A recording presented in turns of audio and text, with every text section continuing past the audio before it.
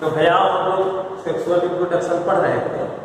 तो sexual reproduction में development of male gamete, female gamete, तो उसके बाद पॉलन का स्टिग्मा तक पहुंचना, ये एक प्रोसेस पढ़े, पॉलिनेशन। ये सारी प्रक्रियाएं जो है, सारे प्रोसेस जो हैं, ये प्री फर्टिलाइजेशन इवेंट्स में आ रहे हैं। अब इससे कुछ रिलेटेड और टर्म्स हैं बिफोर फर्टिलाइजेशन। हम लोग फर्टिलाइजेशन तक पहुंचे, उसके पहले कुछ और टर्म्स हैं।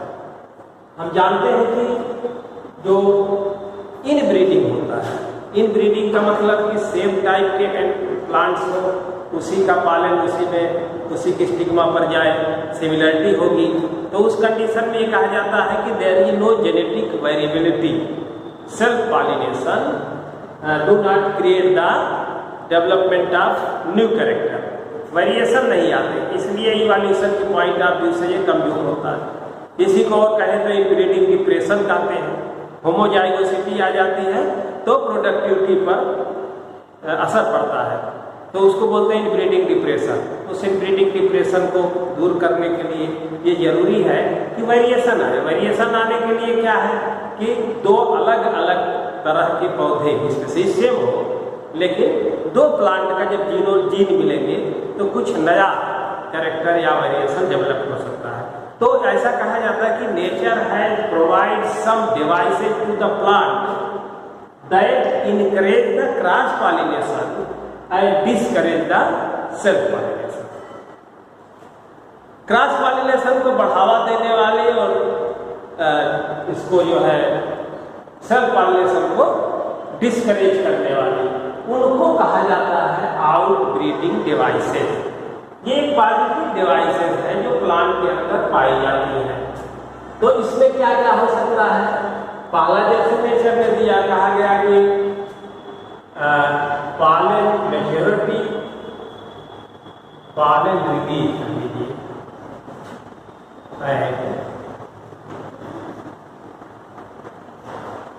Stigma receptivity.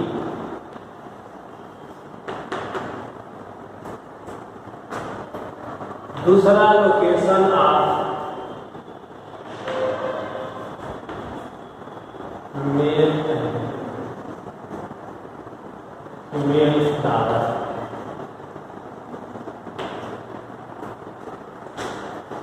तीसरा कंपैटिबिलिटी।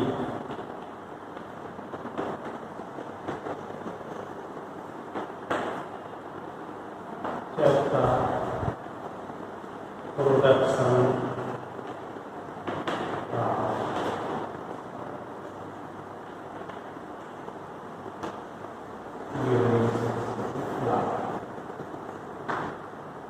ये चार पॉइंट हमने आपको बताए। Pollen release and stigma receptivity. Pollen mature हो गया, एंथा डेहिस हो गया, रप्चर कर गया, पॉलन ग्रेन हवा में आ गए या बाहर आ गए। लेकिन अब स्टिग्मा का जो स्टिग्मा को हम कहते हैं कि landing platform for the pollen grain. Pollen grain के लिए क्या है? लैंडिंग प्लेटफॉर्म, वहीं पे पॉलन ग्रेन आके गिरते हैं पॉलिनेशन पे। तो अगर उसकी वो रिसीव करने के लिए रेडी नहीं है तो उस कंडीशन में कहेंगे कि पॉलन आएगा लेकिन पॉलिनेशन नहीं होगा या आगे का प्रोसेस नहीं होगा। इसको कहा जाता है, एक कम शब्द में कहें तो pollen release and stigma receptivity is not synchronized. Synchrony शब्द, सिंक्रोनाइज्ड, सिंक्रोनाइज्ड का मतलब एक साथ था, तो ये साथ काम नहीं होता है। तो अगर पॉलन जाएगा भी तो वहाँ पर पॉलिनेशन नहीं होगा या उसके आगे प्रोसेस नहीं होगा। दूसरा location of male and female flower. ये जरूरी नहीं है कि स्टिग्मा बिल्कुल स्टेमेन के पास ही हो, वो कहीं और हो सकता है या ऊपर नीचे हो सकता है, और स्टिग्मा अंदर पाई जाती हो। डिफरेंट मेथड से पॉलिनेशन होता है उसमें। जैसे रेननकुलस का प्लांट एक आता है, उसका एग्जाम्पल है, जब पानी भरता है कप से कोबरी होता है तब उसमें पॉलिनेशन होता है। तो उसी तरह से लोकेशन उनका डिफरेंट है। एक जगह ना हो कि तुरंत एकदम एडजेसेंट या क्लोजली लोकेटेड हो, इसमें से पालन से निकला पॉलन निकला और स्टिग्मा पे पहुंच गया, ऐसा नहीं। कहीं स्टिग्मा बड़ी लंबी हो, पॉलन छोटा हो, तो इस तरह की कंडीशन हो सकती है। तो उस दशा में भी सेल्फ पॉलिनेशन नहीं हो सकता। दूसरा कंपैटिबिलिटी, एक शब्द ये है, इसको कह लीजिए कि सिमिलरिटी। और वो कौन सिमिलरिटी? Genetic similarity. जीन दोनों के एक जैसे एक ही स्पीशीज के होने चाहिए। अगर कंपैटिबिलिटी नहीं है, समानता नहीं है, तो उस दशा में पॉलिनेशन नहीं होगा, पॉलन ट्यूब डेवलप नहीं होगी। तो एक तो समानता कह लीजिए, वैसे इसका बहुत एक्सपेंडेड होता है, मतलब होता है कि ये जेनेटिक सिमिलरिटी होनी चाहिए। तो जेनेटिक सिमिलरिटी नहीं होगी तो पॉसिबल नहीं होगा आगे का प्रोसेस। तीसरा, production of unisexual flower. Unisexual flower, कुछ प्लांट ऐसे होते हैं जिनको हम मोनोइसियस कहते हैं। मोनोइसियस प्लांट में एक ही प्लांट में आपका मेल फ्लावर और फीमेल फ्लावर। तो उस कंडीशन में जैसे कुकुरबिट्स पौधा है, लौकी है, कोहड़ा है, सरपुतिया, नेनुआ, इसमें आप देखेंगे तो मेल फ्लावर अलग पाया जाता है, फीमेल फ्लावर अलग पाया जाता है। अब इनमें पॉलिनेशन होगा तो उसी फ्लावर से उसी फ्लावर नहीं, ये ऑटोगेमी को रोक सकता है लेकिन जिटेनोगेमी को नहीं रोका जा सकता। जिटेनोगेमी भी सेल्फ पॉलिनेशन है। तो उसके लिए क्या किया? Production of unisexual flower on different plant.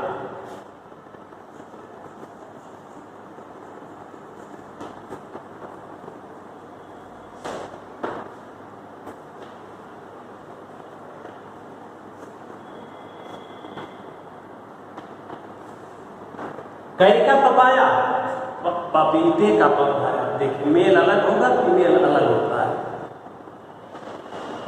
तो उस कंडीशन में सेल्फ पॉलिनेशन का कोई चांस नहीं होगा। तो इस तरह से हम कहेंगे कि नेचर ने भी, प्रकृति ने भी प्लांट्स के अंदर कुछ ऐसी डिवाइसेस दिया है, ऐसे कुछ मेथड्स दिए हैं, ऐसे कुछ स्ट्रक्चर दिया है जिसके कारण वो सेल्फ पॉलिनेशन को रोकते हैं और क्रॉस पॉलिनेशन को बढ़ावा देते हैं या क्रॉस पॉलिनेशन को बढ़ाते हैं। तो ये एक पहला आपका हो गया। ये 4 डिवाइसेस अपने पास याद रखनी चाहिए।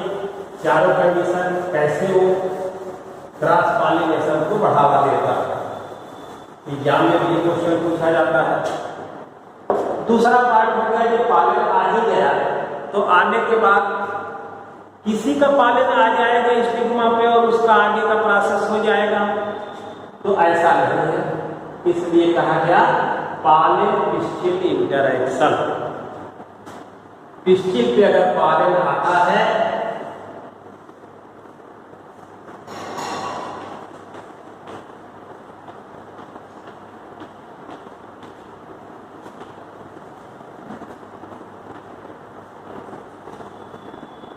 तो जो हमने बताया कि पॉलिनेशन हो गया, पॉलन आ गया, इसके पीछे हमने बताया कंपैटिबिलिटी।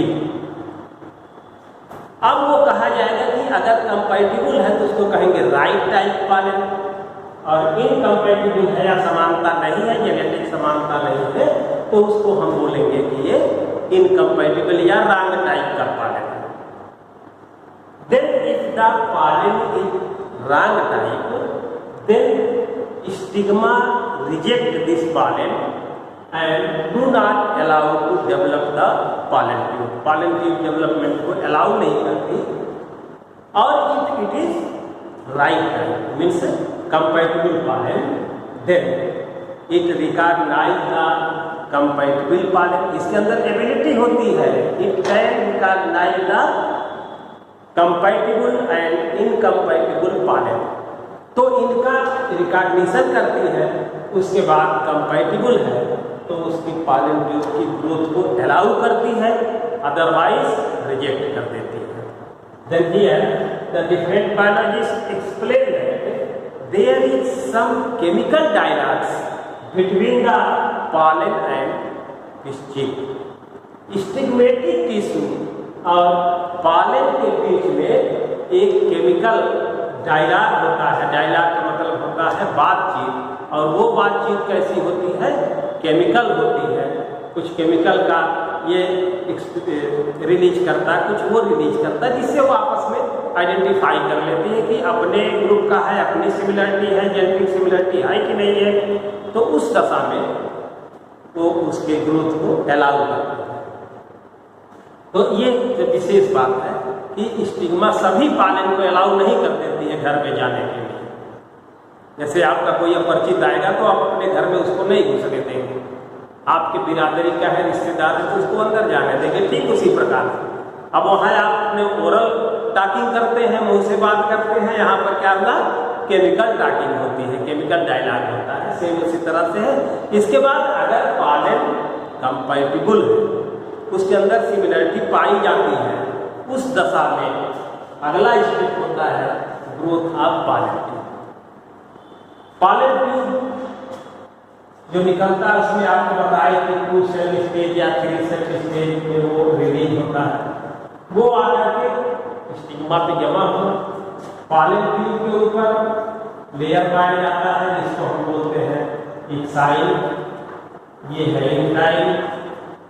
इंटाइल एक्साइल कहीं कहीं दबी हुई होती है या गैप होता है, इसको बोलते हैं जर्म। अब इंटाइल क्या करती है, अपने को एक्सपैंड करके ऐसे बाहर निकलती है, इसको बोलते हैं पालन ट्यूब।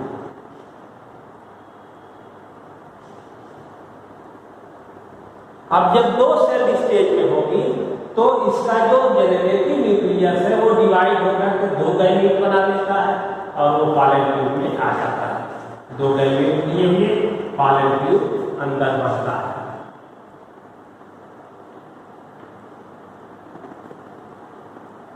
तो इस तरह कंपैटिबल पालन होने पर पालन ट्यूब का डेवलपमेंट होता है और पालन ट्यूब नीचे तक बढ़ता है, स्टिग्मेटिक और स्टाइनल टिश्यू को पेनिट्रेट करते हैं और आगे का प्रोसेस अंदर मॉड्यूल के पास आता है।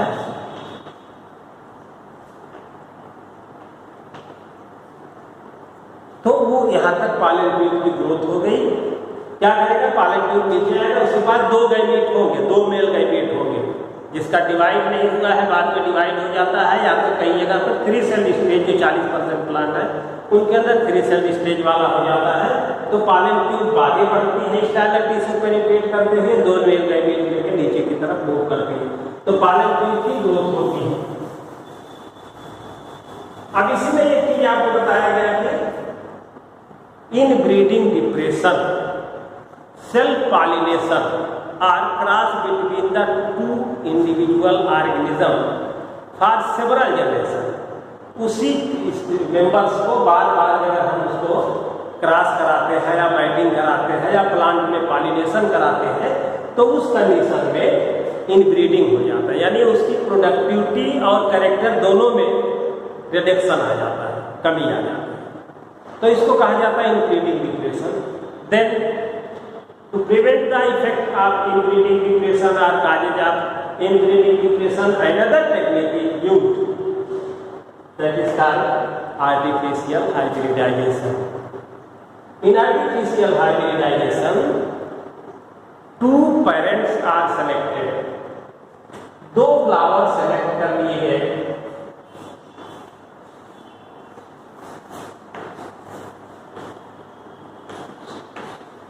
दो फ्लावर सेलेक्ट किए जाएंगे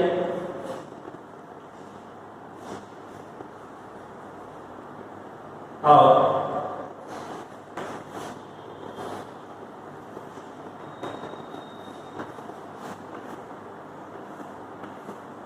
एक मेल फ्लावर होगा, दूसरा फीमेल फ्लावर होगा। अब इसमें हम ये देखेंगे कि कैरेक्टर हमारे डिजायर्ड है कि नहीं है। तो जो हमारे काम के कैरेक्टर वाला पौधा होगा उस वैरायटी में से हम उस पॉपुलेशन में से सेलेक्ट करेंगे और उसके फ्लावर को सेलेक्ट करेंगे। तो अब पॉलिनेशन कराना है, फर्टिलाइजेशन कराना है, तो इस सेलेक्टेड प्लांट में जो फीमेल प्लांट होगा उसके एंथर को काट दिया जाएगा।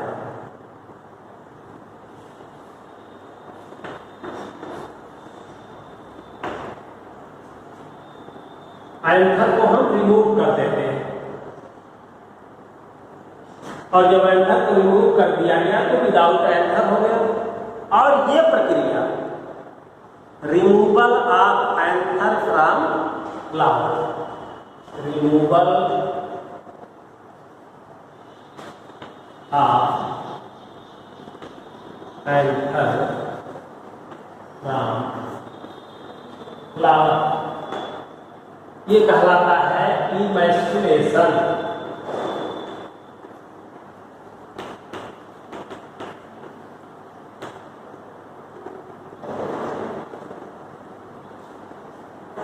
इमैस्कुलेशन कहलाएगा।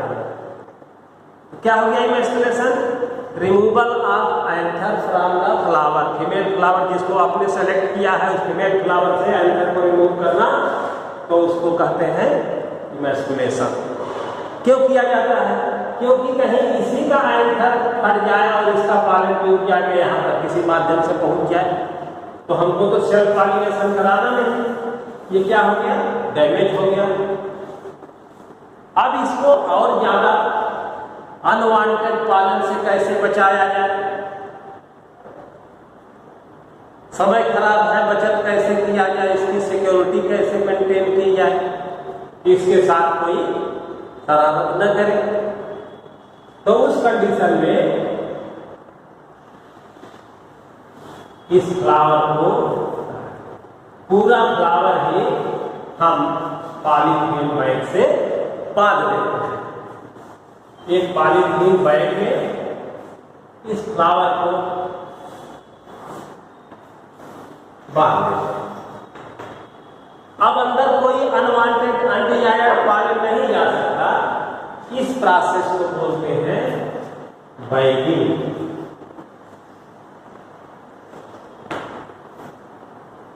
अब बैगिंग को कैसे आप डिफाइन करोगे? Bagging is the covering of emasculated flower. Emasculated flower का कवरिंग करना, कवर करना। कैसे कवर करेंगे आप? पॉलीथीन बैग से करेंगे। क्यों किया जाता है? To prevent the entrance of undesired pollen. Undesired pollen के एंट्री को रोकने के लिए ये काम हम करते हैं। दूसरी बात ये हो गई कि अगर यूनिसेक्सुअल प्लांट है, यूनिसेक्सुअल प्लांट है तो उसमें इमैस्कुलेशन की जरूरत नहीं पड़ती। फीमेल फ्लावर को ही हम सेलेक्ट कर लेते हैं और सेलेक्ट करने के बाद वही पेरेंट हो गया और फीमेल फ्लावर अलग है, मेल फ्लावर अलग है, इसलिए इसमें इमैस्कुलेशन टेक्निक की आवश्यकता नहीं होती है। तो इस तरह से जो हम लोगों ने अब तक पढ़ा, ये सब हम लोगों ने पढ़ लिया। अब इसके बाद सारे प्रोसेस तैयार हो गए, तो अब फर्टिलाइजेशन, यानी अब फर्टिलाइजेशन और पोस्ट फर्टिलाइजेशन, प्री फर्टिलाइजेशन के यहाँ सारे प्रोसेस यहीं पर पूरा होते हैं। इसका हम आपको नोट देंगे, वो नोट पूरा करेंगे और वीडियो देख करके मेहनत से पढ़ाई करेंगे। धन्यवाद।